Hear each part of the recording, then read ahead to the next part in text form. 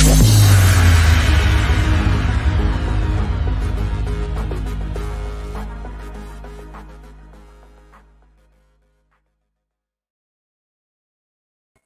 up, everybody? Welcome back to the Monday Night Football Show. We got overtime in Baltimore.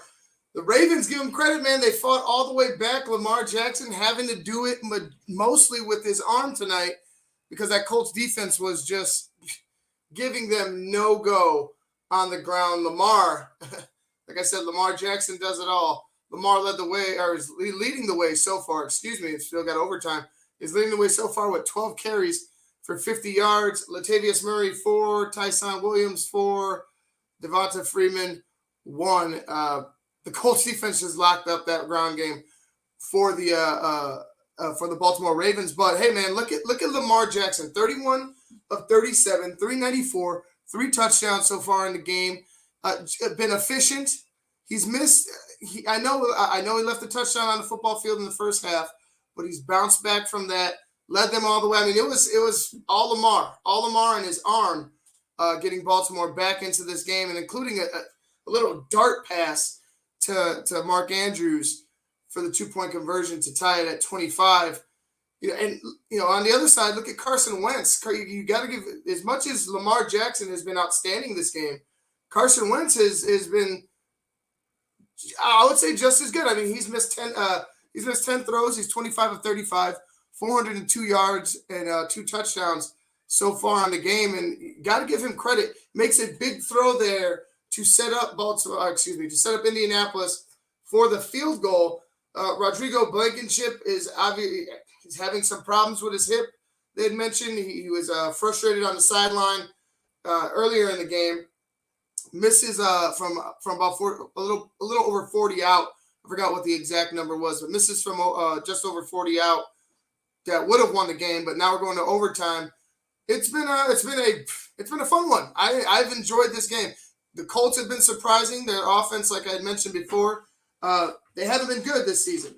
Coming into the game, their offense was ranked 31st in the league. The pass 30th. The rush 25th. Talk about that running game. Jonathan Taylor, 15 carries, 53 yards. Marlon Mack, 5 for 47. Naheem Hines, 4 for 18. And Wentz himself has 2 for 5, but that's a good mix. You have 24 carries, you have over 100 yards, over 400 yards for Carson Wentz and 2 touchdowns. You've done everything you could. You just you needed your defense to step up in that final drive to shut Baltimore down, and they weren't able to. And look, it's a good game. We're going to talk about that. Hopefully, Jason Palmer from What's Up Cuz joins me to go ahead and discuss John Gruden's resignation. It's for right now. It's at face value a resignation, but I guess some people call it a firing, some people call it a resignation. He's calling it a resignation, but John Gruden is out as the Las Vegas Raiders head coach after racist and misogynistic, or what they listed a whole bunch of stuff, anti-gay, homophobic. He had a whole bunch of other emails that were damning, let's say that. But right now, like I said, this game is really tight. We're going to get into overtime right now. Lamar Jackson evades pressure, rolling out to his right, gets about 7 or 8 yards. Clock at 9:46. I like the way, man. We talk about how Lamar, some people, the criticism of him coming in. He's not a quarterback. He's a running back. Well, looking at his stats tonight, 31 of 37, 304 yards. That's been put to rest. The argument I would say is he's way less of a running back than anybody ever thought, because he hasn't been able to protect the ball at the goal line, and it's just like you got to be able to protect the ball. Lamar, I know they're coming after you, but you got to be able to protect that ball, especially when you know that you're going to be the leading rusher and leading passer, especially when you do everything. The ball's going to be in your hands. You need to protect the ball and not give it up, especially when you're going in for a potential touchdown. Mark Andrews, a nice catch over the middle of the field. Ravens in Colts territory right now. Nice dump pass. Oh! They might want to go check him. Poor Horse to second, just got whacked. That didn't look good.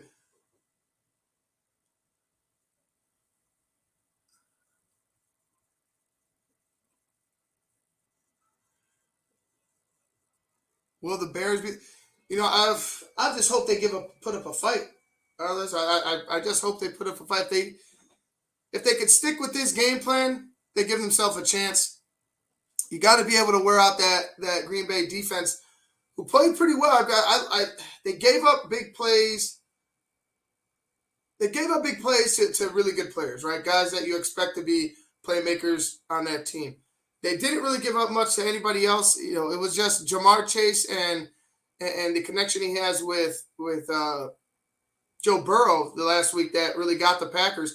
But I think if you could wear down that defense with your run and Justin Fields could protect the ball, I think you give yourself a chance.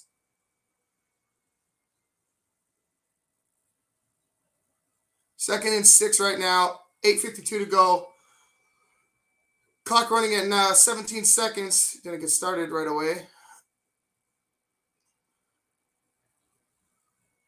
Hollywood Brown out of bounds, 1st and 10.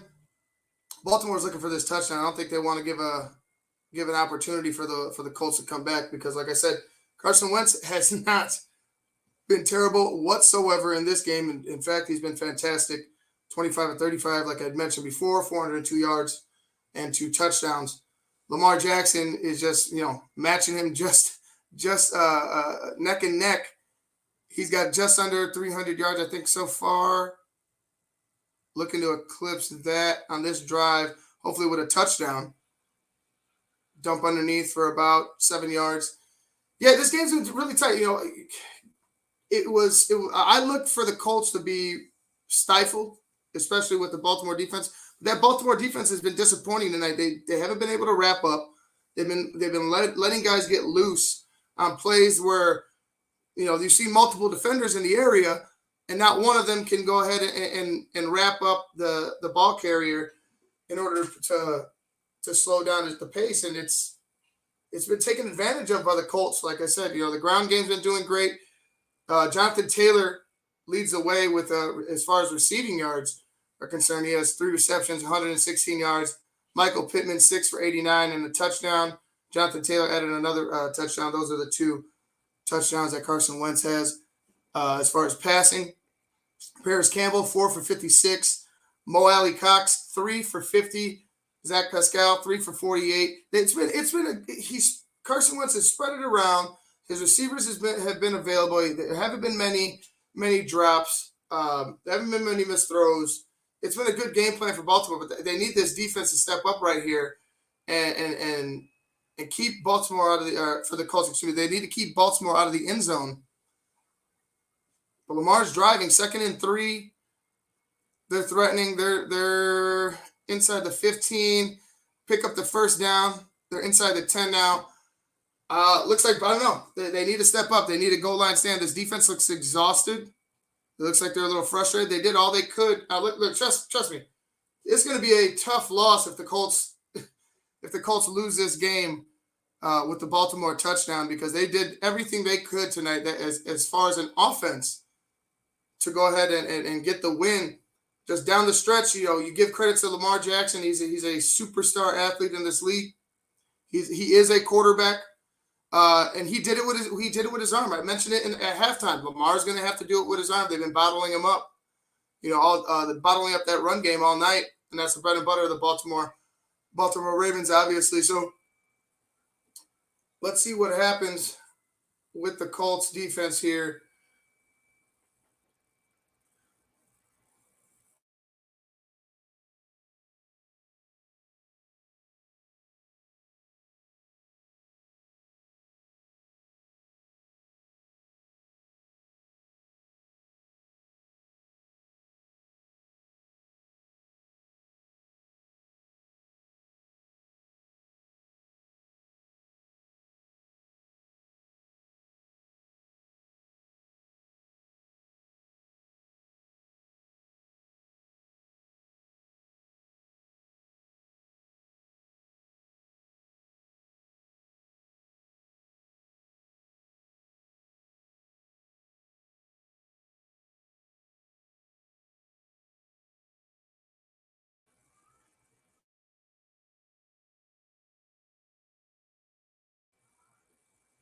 Latavius Murray stuffed. Second down. Yeah, hopefully Jason will join me so we can talk about John Gruden. I feel like that's gonna be on the first thing everybody's gonna be talking about come tomorrow morning. First thing everybody's gonna be talking about now. I'm sure Scott Van Pelt is gonna be talking about it immediately after this game. Hopefully he gives credit to the game first because honestly this is one hell of a game. Touchdown, Baltimore. That's the ball game. Lamar Jackson with a pass to Hollywood Brown to end it. And the Baltimore Ravens win 31-25. Lamar Jackson, 437 yards, 3 touchdowns, 36 of 42. Led the way with in rushing, 14 carries, 62 yards. Lamar does it all. Mark Andrews, 11 receptions, 147 yards, 2 touchdowns. Like I said, Marquise Brown, 120 and that game-winning touchdown. Unless there's a flag on the play.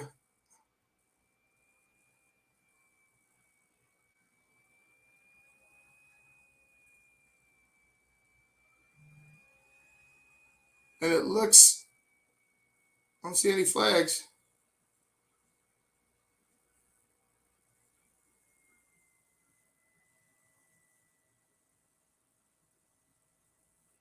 Yep, that's the final. 31-25.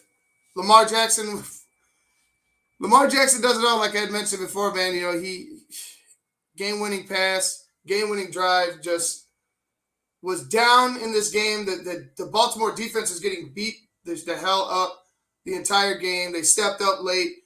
You had, Carson Wentz just playing one hell of a game after, taking a lot of shit this offseason. Everything that happened with him in Philadelphia, how the Colts have started out at 1-3, now at 1-4. He had a good game, man. It was a solid game by him. It was just an even better game by Lamar Jackson, and he willed the Ravens. He really willed the Ravens to this victory. The defense, like I said, was on their heels. They weren't playing well. They weren't tackling well, and he was going to have to do it through the air because that Colts defense was shutting down the rest of that. Whatever run game they think that they have, because it's just Lamar Jackson, and they kept them under 100 yards. They kept them under 100 yards, but they couldn't stop them through the air. 37 of 43, like I had mentioned, 442 yards and 4 touchdowns, including the game winner. And let's go ahead and talk about this John Gruden thing, because I feel like it's John's own fault, right? It's John's own fault, even though it is 10 years. I disagree that he was fired. I don't think it was fired. I think he doesn't give a shit enough to go ahead and handle it and take all the backlash. I think he's made enough money in his life to where he's happy with not giving a crap and not having to own up for something that's happened 10 years past. Will he ever get a job in the NFL again? I don't think so. I think his time is done. Will he get a job on a news network or on a sports network? Possibly. You know what I mean? Possibly. We'll see what happens down the road. But I would expect him to just sit back and not, just not talk about football and be out of the spotlight for maybe the rest of his career, or if he wants, like I said, if he wants to pop up and make an appearance or try to get a gig somewhere on some type of a sports show or network, I could see that down the road. But, I was talking with a couple guys, online, and I agree with him for the most part. It's, my problem is you're going, like, if you're going to make an example of John Gruden, you got to hold this same standard to everybody in the NFL. And I'm not saying to go ahead and start digging in, but it seems like somebody went ahead and dug in to John Gruden and pretty much forced the hand of the Raiders, forced the hand of John Gruden. Like, you can't continue to expect not to take heat for something, for something once it goes public. You just can't. John Gruden just doesn't want to fucking deal with it. You know what I mean? The Raiders did what the Raiders had to do. John, like, they want to go ahead and make it nice. That's on them. I feel like if the Raiders wanted to make a statement, he'd just say he's fucking fired. You know, fire his ass. Like, that's how I feel about it. If you want to make a statement about it, if you really, you know, cared about what he said 10 years ago, you fire him. You don't let him save face. You don't let him escape, in a sense, if you really cared. And that's why I said it. It's like I felt like John Gruden wasn't going to resign. I don't think he. I think after the second, you know, set of emails, it was almost like, all right, well, now you're going to have to. Now, instead of saying, all right, you know, I've apologized, obviously I've answered, and he did apologize again the second time. Because, like I said, I don't think he's a racist. I think he's an asshole. I think he's a real jagoff to a lot of people around the league, white, black, you know, whatever. I think he could be a jagoff to anybody. Now, you just can't expect to not answer questions on the second set of emails, like he kind of did with the first, you know, the after the game with the Chicago Bears. He kind of just, all right, you know, I'm sorry, we're taking a loss. He's trying to, like, just pretty much sweep it under the rug and get on to the next. I don't think he was going to ever resign, or I don't think he's ever going to step down until those second set of emails came out. But it is what it is, man. Like, you can't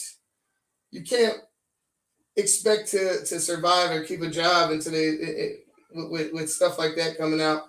I mean, it's 10 years. I disagree. I don't like that we condemn him for what he said 10 years ago, but you got to think of it as a business and how everything is right now, as far as, you know, people not wanting to tolerate you saying nasty stuff, especially if you're in a high position, especially a position of responsibility, a position where, you know, you're supposed to be a leader and a guy, someone that brings people together, and you're going out here and you're showing your ass that way, I mean, is he racist? Did it have racial undertones? Yes. Is he racist? I don't know. I don't have enough evidence to go ahead and say that. You had Tim Brown, you had other people saying, you know, coming out and defending him, you know, and then all of a sudden it's like, okay, he said what he said about the Morris Smith, and then as soon as they came out with, you know, he said some you know, homosexual stuff about Roger Goodell, and he said another homosexual thing about the drafting about how the NFL forced the hand of Jeff Fisher to draft Michael Sam, but he didn't say it in that words. He go ahead and look. Actually, no, I have the picture of what he had said. If I could just pull it up right here for a second, let me see.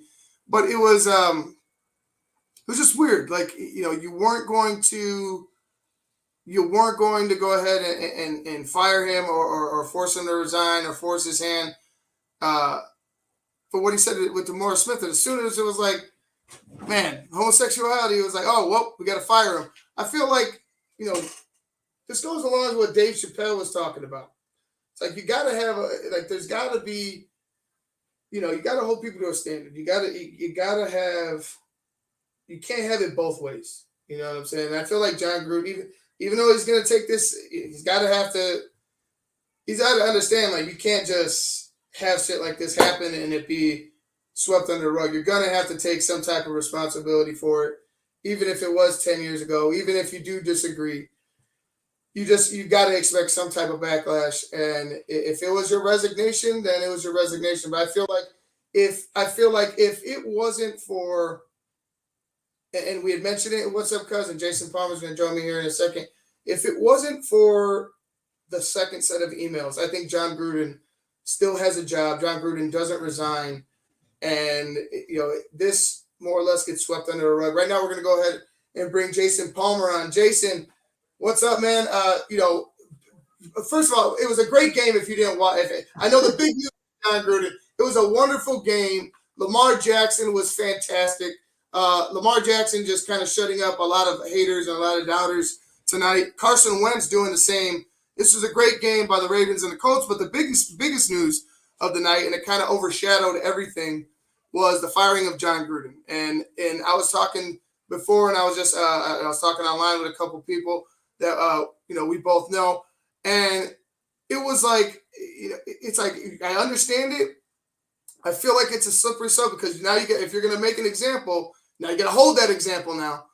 But John Gruden, he should have just been, like, if you really cared, in my opinion, you should have just fired him. You shouldn't have let him save face. And then you have this second set of emails, and we were talking with Kevin Williams, about the closer with Dave Chappelle. And I was just gonna say that if it wasn't for the second set of emails, Jason, John Gruden isn't going anywhere. Yes, I would agree with that. My first reaction is there was a game tonight because this news, right after we ended What's Up Cuz, I got the text message from you. I was like, what's going on? I was outside grilling a steak, and then it starts raining. And then you text me. I'm like, what the hell is going on? I'm like, he lost. They fired him because he lost to the Bears? That's a little extreme.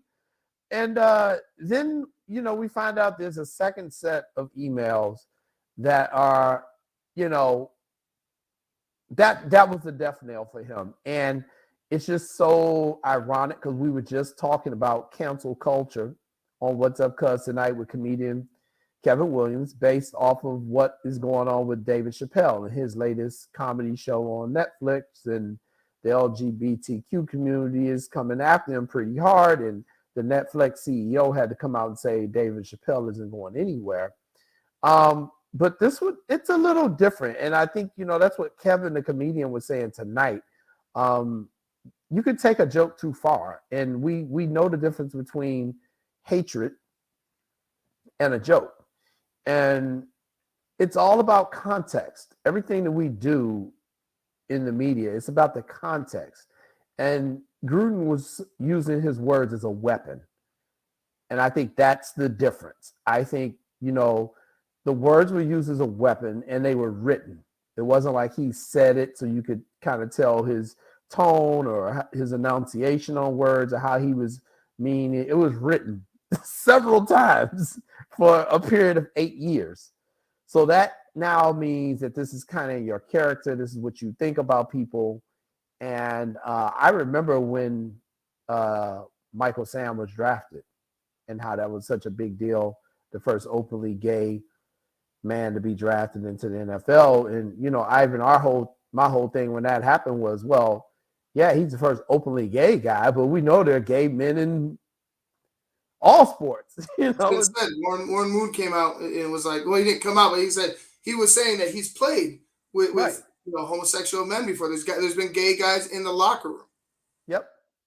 And it's just so interesting that this is coming out with Gruden. We talked about it in our interview that you're going to hear tomorrow morning on Sports Zone Chicago. We interviewed Scott Powers today from The Athletic.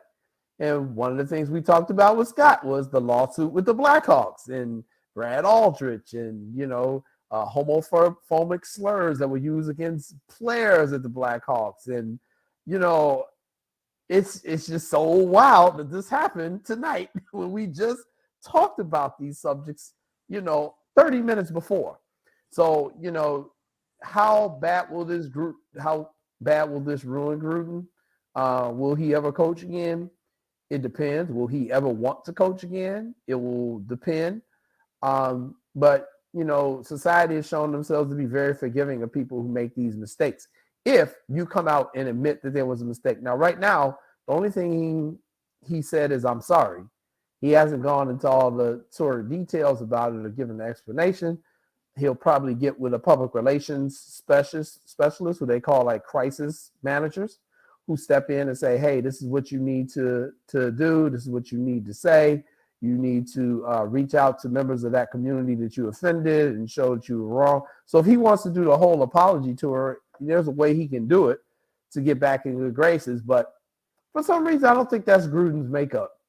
It doesn't seem, they called the man Chucky when he was in Tampa Bay. Right. Chucky, they called him that for a reason.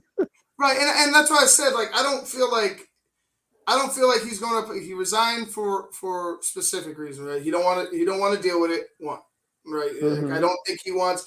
You saw him at the post game of the Bears Raiders. I mean, he sat there and he apologized again. He didn't like. I could understand the idea of it was 10 years ago. You changed. You ain't that person. But the way you handle it. You know what I mean? The way he handled it and the way now you see. You had to take a second set of emails for you to go ahead and step down. I feel like you're absolutely right. I don't think he wants to deal with it whatsoever. I don't condone what he said. I'll say he was right. Mm-hmm. What I'm saying is that if you're the Raiders and you wanted to make a point, then fire him.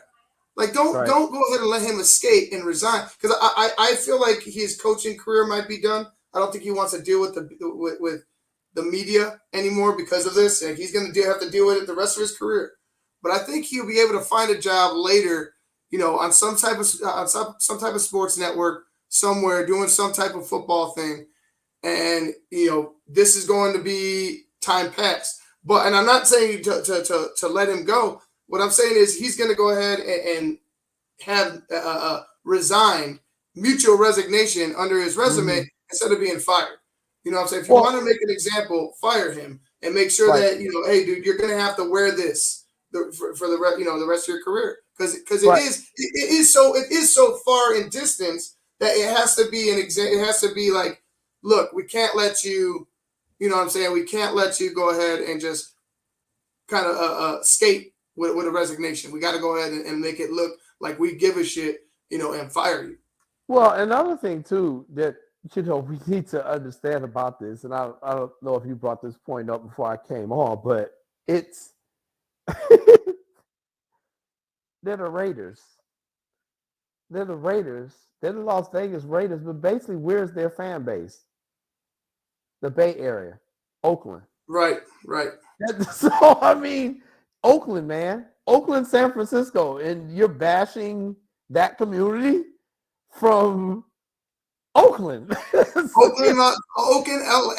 I mean, like, think about who you're. Think about who you. And honestly, it's just you like you said, the wording, the way he said it was hateful. The way he was saying this, it's not comedy, it's hateful.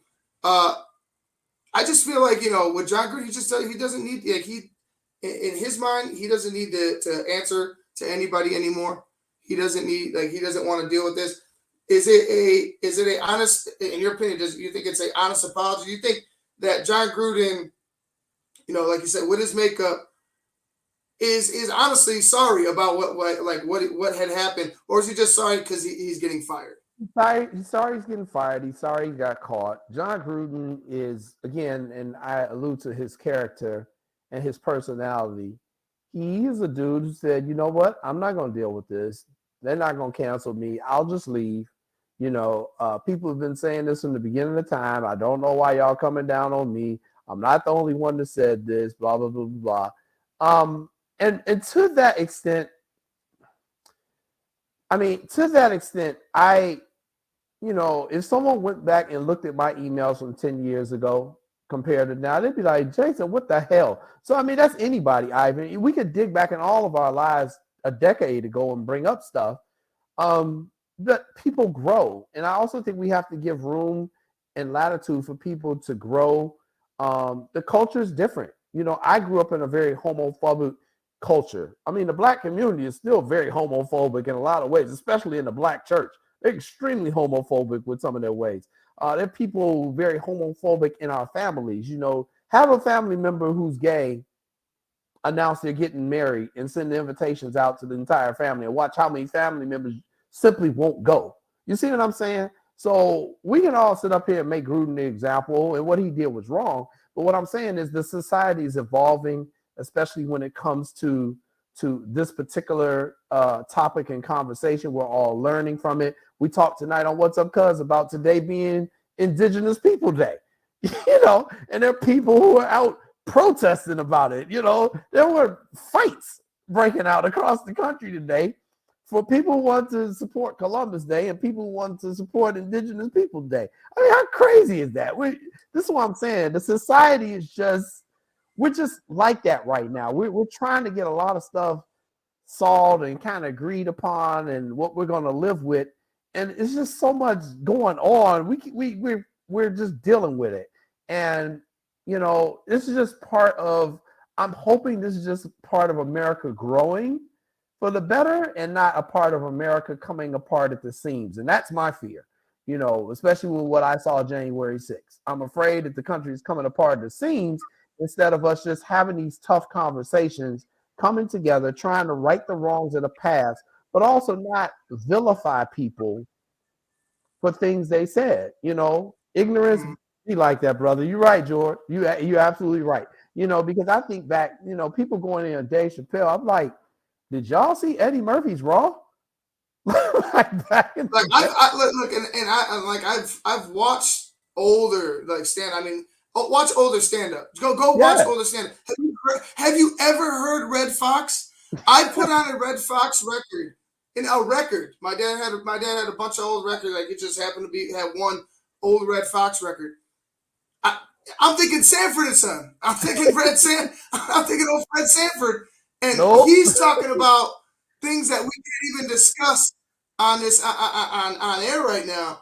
Yeah, and I'm just like, it's Chucky needs to there needed to be something, right? I knew there was. Do I particularly like somebody getting fired for something they said 10 years ago? No, but there are consequences to everything. There's going to be a response to everything, and for the Raiders, they can't have that in today's time. They can't have it with the new location. They can't have it with being their head coach. They can't have it. It's just they can't have it. So Gruden, can he be forgiven? Yeah, but he needs to show that he wants to be forgiven. He wants he could believe what he wants, but you can't be hateful in the way you go ahead and say things. And I feel like with the emails being shown, although 10 years or not, they were very hateful. And I think that being being at the forefront of this is why they decided to part ways. Well, and again, too, Ivan, I also believe that, had he been the head coach of another city, that's not Las Vegas.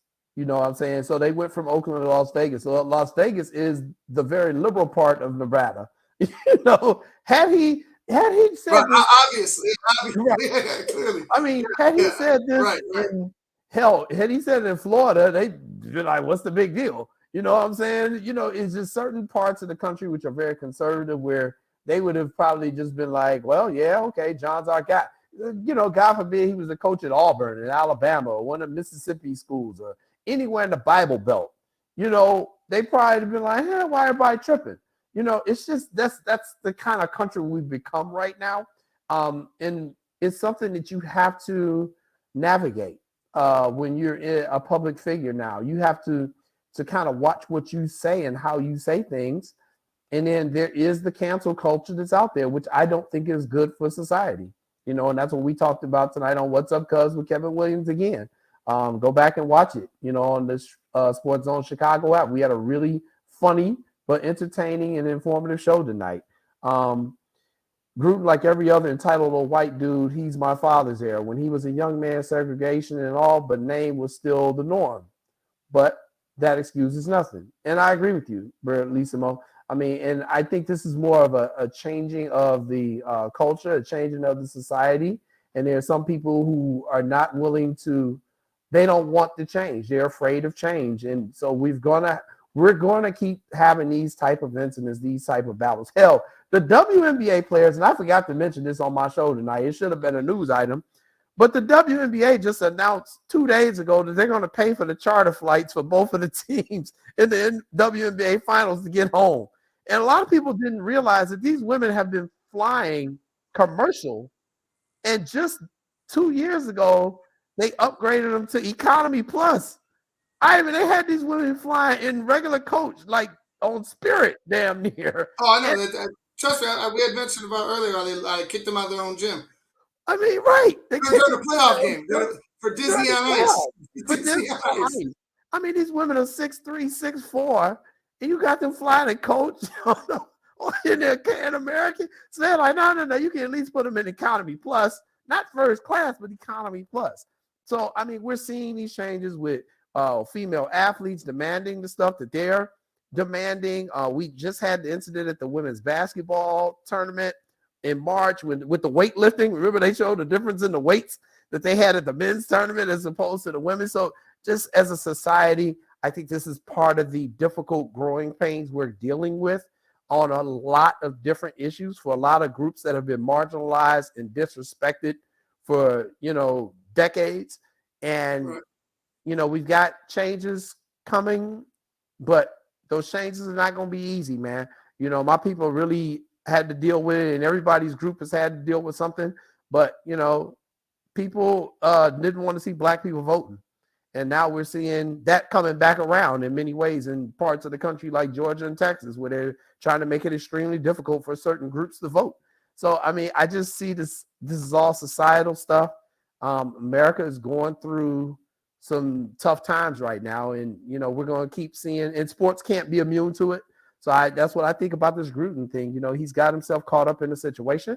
I think the main question now, okay, he's out. What are the Raiders going to do? It's going into what is this? Well, they already upgraded. They already one of their assistants is going to be taking over the head coaching duties for the rest of the season. So I mean, they'll find a way. I mean, they're going to go ahead and get through the rest of the year without John Gruden. The Raiders were looking good. Now that the past two games they've obviously been exposed. The Raiders will be fine. Like the Raiders are going to go ahead and get another high-profile head coach.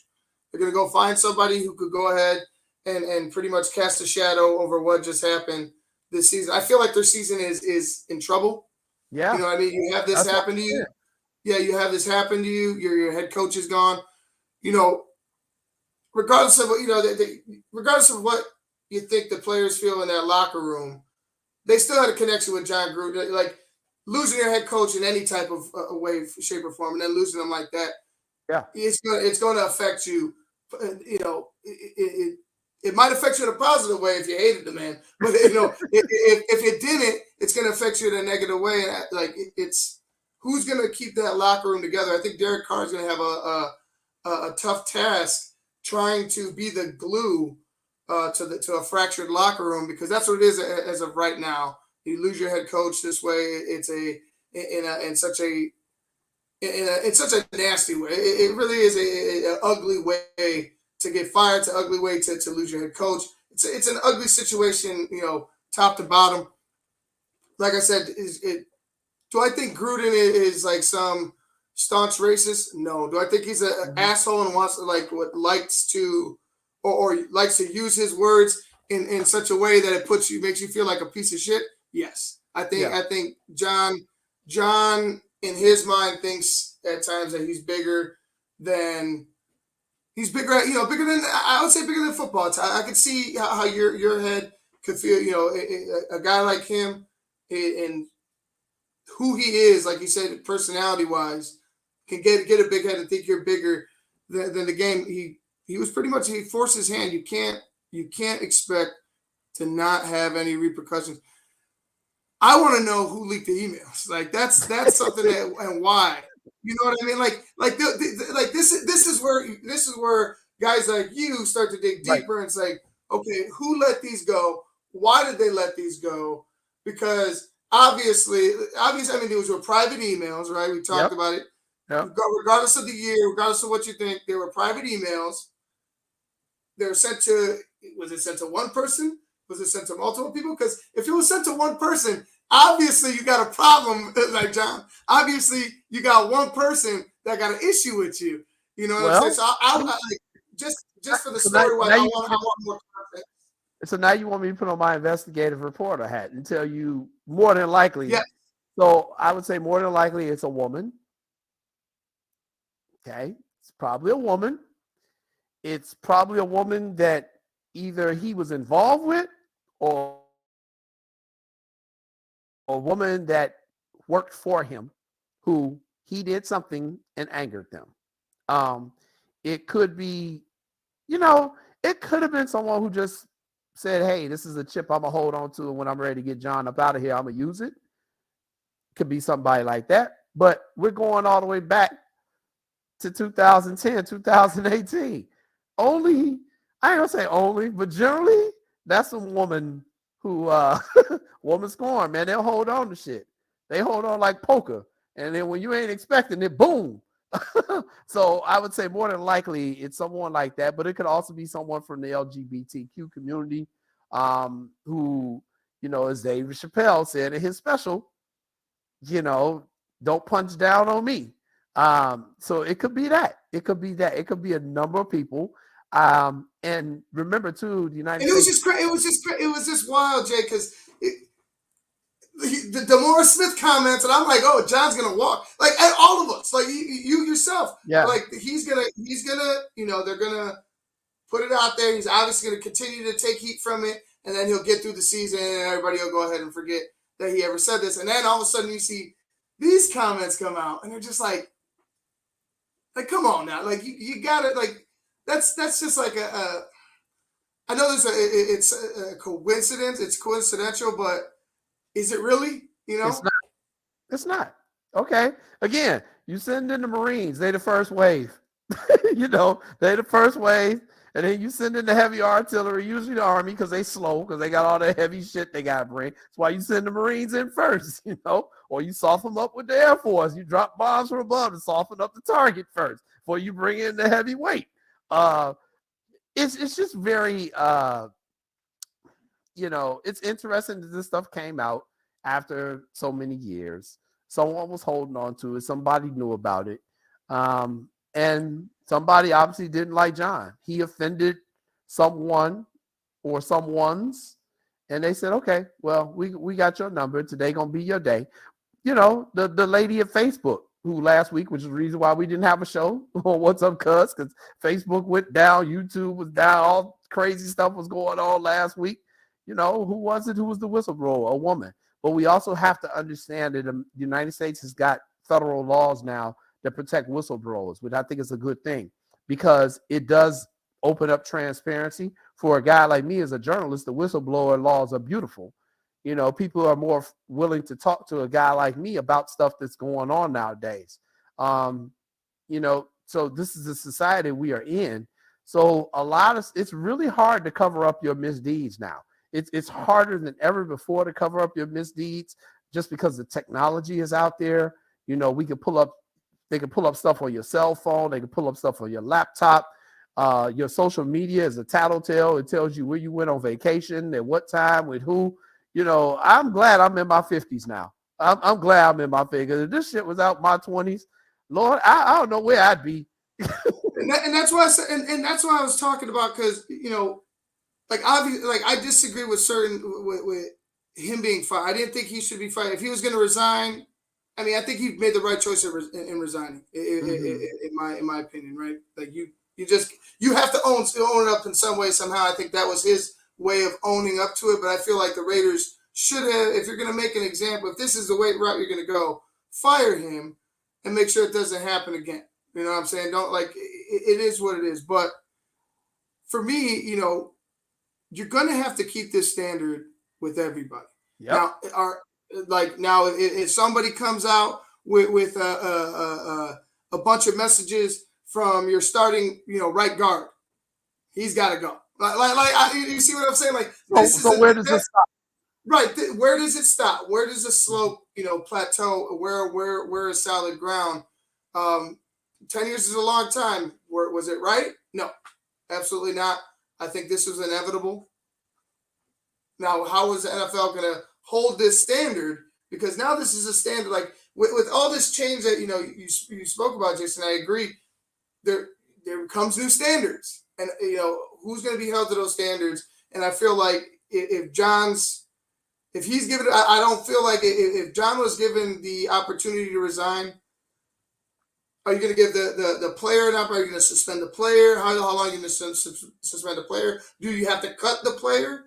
You know what I'm saying? Like, what do teams have to do now if this comes back out? Because let's be real, Jason, stuff like this is going to happen again. Oh, well, here's the thing. It's part of the football culture. You know how much outlandish stuff I've heard on the football field And I was in the press box. I wasn't on the field. I know what you guys say to each other. You were in the Navy, for the love of God. You know what I'm saying? I know what you've heard. So what I'm saying is this has been part of American culture for so long. If we start going back and looking at everybody, we can literally cancel every person in the United States for stuff like this. So we have to figure out, okay, who is doing this stuff, but maybe they've evolved into a better person, who is a true bigot and who is a danger to people. Who is a person who is still in positions of power that are making decisions that harm people based off of their sexual identity, based off of their race, based off of their economic income, based off of their religion. Those are the people we got to really, really go after, because those are the ones who can cause damage. If you got some person who's a bigot, but they basically sitting at home in their basement and they don't have no position of power, they can't really affect nobody. They can be a bigot, which ain't illegal. It's not nice, but they can be a bigot, but they can't affect change. But if you got a person who's the head of a Fortune 500 company who's got these thoughts, okay, now this person we got to deal with because they can affect so many hundreds of thousands, millions of lives. So this is going to be, like I said, murky waters we're going to have to navigate. We are going to have to navigate them. It's just the society we are in. We are going to have to be very careful about not, what's the word I want to say, not vilifying people to a point where they lose their existence. And I think that is what David Chappelle was trying to say in his special when he was not sticking up for the baby in his comments, but understanding what was going on. And it was like, if we take this man's livelihood away from him, and I thought he made a great point in the special, and I'm trying not to give too much of it away, what is this dude going to do? Based off of where he came from, if you take that livelihood away from him, what is he going to do? You don't think the baby is going to go back and become a college graduate all of a sudden, do you? I mean, if you believe that, you can't. I mean, it's not out of the realm of possibility, but like, right. really think about it. Yeah. So, I mean, we've got, these things going on. Gruden is a football coach. He's well taken care of. He'll be set financially. And I actually didn't want him to come back and coach the Raiders anyway, because I had liked the show that they had with him on ESPN when he was working with the young quarterbacks and talking. Yes. The show was freaking entertaining. I think that's honestly, I feel like that's his lane. That should be his lane now. I mean, after, and I don't want to use the word blow over, but after this is settled, right? After he, after time, we'll just say time, right? Because time heals all things. I mean, if you use it right. If you use it right, it can. But I feel like that's his lane, like you said, like that teaching young quarterbacks, showing younger players how to really love this game with his passion, and because he loves the game of football. I mean, like I said, I don't think John Gruden is like some KKK racist piece of crap. I think he's of a certain generation where he just doesn't give a shit. He's that type of an asshole. You know what I'm saying? He's that type of an asshole. If he could say something to hurt you, he will. Yeah. It's very Mike Ditka-ish. It's very Mike Ditka-ish. It's that mentality. And people like that, they're not gonna change. They ain't gonna change. They're like, well, this is what I said. I said it. If y'all want to fire me, fire me. I got my money. I'm good. So, we'll see. I think John Gruden is more, he's he's a bully, and he's an old school kind of mentality football coach. And, we're seeing that's not working in corporate America. That's not working in the classroom with teachers. I remember with teachers, because how much hellacious stuff teachers said to me back in the day, and it was well deserved. I was doing stuff I had no business doing. But nowadays, if they were to say that to me, I could actually go to the school board and get my teacher fired. I just think this is what the society has become, and we're dealing with generational stuff too, where like your generation, y'all may be the last generation where we could really kind of say stuff and be tough on them. People kind of like maybe in their mid-30s, late 30s in that generation. Once you get down past that a little bit more, it's getting a little murky. And then once you get below to like the 25s and below, oh Lord, you can't tell them nothing, or they'll go bananas. So it's just going to be very interesting going forward. And sports are going to have to adapt to the changing landscape that is American society. It's just going to have to change. We're seeing it all over. I mean, you and I, we talked ad nauseum about Sha'Carri Richardson. We talked about Naomi Osaka. We've talked about Simone Biles. It's a change in the culture. There are just some things that this generation of athletes do that I just cannot wrap my mind around how it's acceptable. There are some Right. things And I'm not, these coaches are doing I don't find acceptable. yeah, and no, and there are. I mean, we've seen coaches go ahead and punch players. We've seen players run out and punch refs. We've seen and it's a very me type of society. I mean, it's been becoming that way for forever, but it's also like it's a very thin skin. And I'm not saying to go ahead and just accept racism. You somebody saying some degrading shit to you. You know what I mean? What I'm saying is that how are you going to respond to it? Because as of right now, it just seems like Naomi Osaka, you have Simone Biles, like younger athletes, and I'm not just saying women, but younger athletes seem to be doing that. Like they don't want to deal with it. They just Right. I'm not going to deal with it. Fire the coach. I'm You know out. what I mean? Yeah. And without understanding that it's his job as well, I feel like the younger generation, younger athlete, to an extent. So I'm not saying all, but to a lot of them, just feel like they're entitled, more to anything. And I'm not saying go ahead and just let coaches who really mistreat their players off the hook. But what is really mistreatment? Where's the line drawn? And is it a case by case basis with the kid? With the athlete? Does one athlete is it one athlete able to deal with it? And the other athlete not able to deal with it, or is it could it be personal? Like we think this leaked John Gruden's email. It's like when is it thin skin and when is it not? You know what I'm saying? Right. And I think that line is like you said, when it becomes hateful, when it becomes used to destroy, right? To really destroy character, really defame your person. I think that's where the line is. I agree, and and I'll give you a final thought on this. With me being a referee, I refereed a volleyball match this spring. Coach was kind of a younger, 20-something coach. Her team lost. Actually got hammered pretty good. She came to me after the match, was very upset with how I called the match and blamed me for the reason why her team lost. And I usually don't do this, but I told her, Coach, in this match, your team served the ball out of bounds 14 times. That's 14 points you gave the other team. So I'm a pretty good ref. Let's say I missed 5 calls during the match. You served the ball out of bounds literally 14 times. So, I mean, some of this is, people have to take personal responsibility for their behavior, we have to stop blaming everybody else for some of our problems in life. And, it's just, it's just a weird place to be in the society in America right now. It's really weird to be in. And, we'll have to navigate these things, and, we're going to rewrite some of society rules on what's acceptable and what isn't. And I do think you're going to see some change, but I also think you're going to see some pushback to some change when people say, you know what, no, this is going too far. And we're just going to have to navigate this, because actually I was at a tournament this weekend, and one of the coaches, when the coaches it was during the break, the coaches kind of talk amongst themselves, and they say, at this point, when are we allowed to push a player? Because we all need to be pushed sometime to get the greatness out of them. Sometimes if we push them too much, they'll quit on us. And lo and behold, I was doing a volleyball match on Saturday, true story. A coach called a timeout.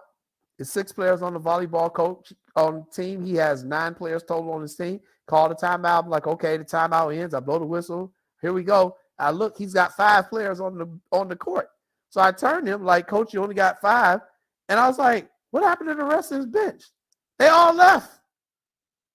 And I said, Coach, what's going on? I'm like, I'm thinking it's a medical emergency. Somebody got to go to the bathroom. What's going on? He said, I said something, and they got in their feelings and they left.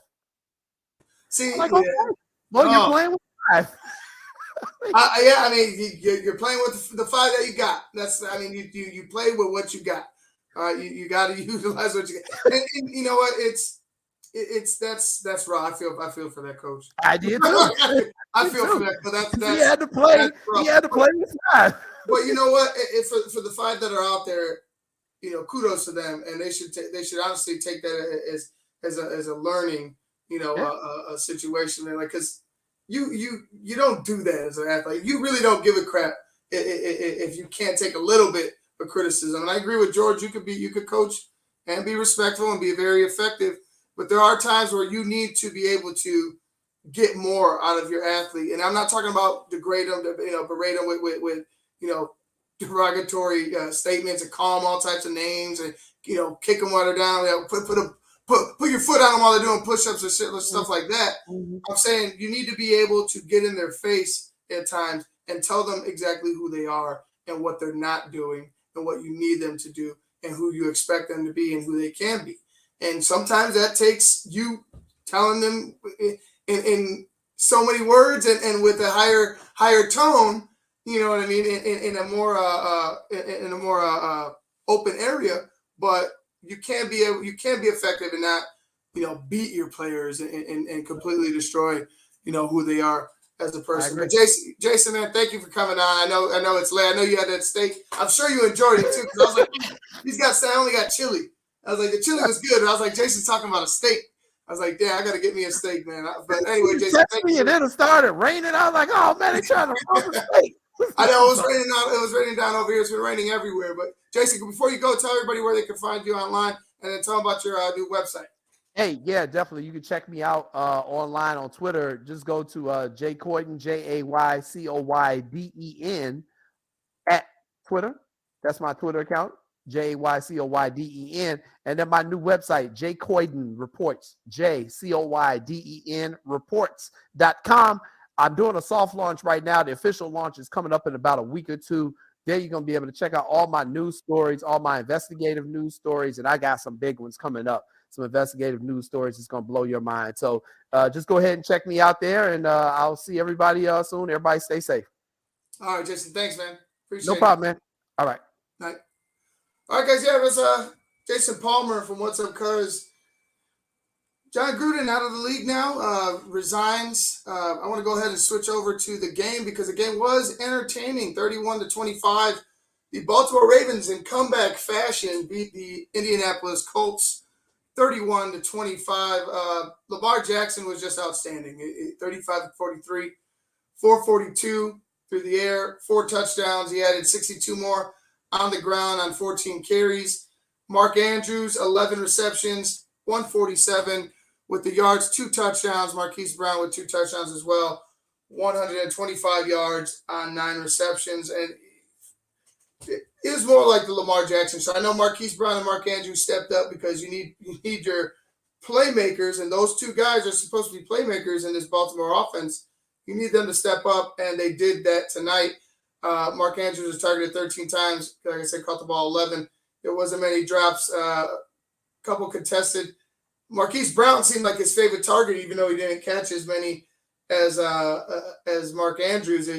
There were just big plays by Marquise Brown. He was able to get open constantly, and the Colts I felt like the Colts gave their best punch, gave their best punch on defense majority of the game. Like about halfway through the third, you kind of just felt them start fading away because they were giving so much energy trying to stop the high-powered run game of the Baltimore Ravens, and you saw them fade late, and they weren't able to do anything in overtime. That last drive, all Ravens, they just walked right into the end zone. I felt like, just kind of dumped it right into the end zone. It was a touchdown pass was a touchdown strike, really, from Lamar Jackson to Marquise Brown to win the game. And it sucks for the Colts. You're sitting at 1-4 now. Carson Wentz looked really good tonight. Like, he really did. 25 of 35, 402 yards, 2 touchdowns. Jonathan Taylor was your, other than Carson Wentz, if you're going to have 2 stars for the Colts, Taylor and Wentz, they both did everything they could tonight for that struggling, up until this point, struggling Colts offense. And they were sitting at 31st in the league at total yards, 1304. 30th in the pass with 856, 25th in the rush with 448. And, they don't turn the ball over as much, but, they came in here and they were able to strike first. They were able to strike on big plays. They had another big play to start the half. They missed out. Lamar Jackson kind of lucked out. He put the ball on the ground a lot. One of them I thought was going back for 6 for a 90-plus yard touchdown fumble return for the Colts defense. That got brought back because of a forward lateral. Just a tough night for the Colts. You had the lead. You had them right where you wanted them, but you weren't able to hold on. Give all the credit to Baltimore and Lamar Jackson. Lamar Jackson just silencing the critics, just continues to do MVP-type things. Just protect the ball, Lamar. Protect the ball a little bit more. I know you're not gonna, stop using your feet whatsoever. I don't think anybody wants you to do that, because he's just in space. He's just the best. Like, I just think he's the best scrambling quarterback ever. Once it's all said and done, we're gonna see that. But as far as him being a quarterback, look what he did tonight. He only missed. Let me see. Only missed 6 passes, and before, he missed a couple in overtime. I think he was just like down to 4 misses, 4 incomplete passes. So the efficiency, the ability to, beat you with his arm, and now having a couple of playmakers show up. Man, the Baltimore Ravens on a roll here tonight. They've strung a couple wins. I believe this is their 4th win in a row after that loss to the Las Vegas Raiders. I just feel like, the Baltimore Ravens are a legit threat, and I feel like they're a legit threat through the air now if their playmakers could keep helping out Lamar Jackson and he keeps doing Lamar Jackson things. All right, guys, I'm tired. It's about time for me to go to bed. Have a good night. It was a good game all around. It was a great comeback win for the Baltimore Ravens. They win 35-25. Over the Indianapolis Colts. I'm Ivan Vargas. You've been watching the Monday Night Football Show. For Jason Palmer, peace.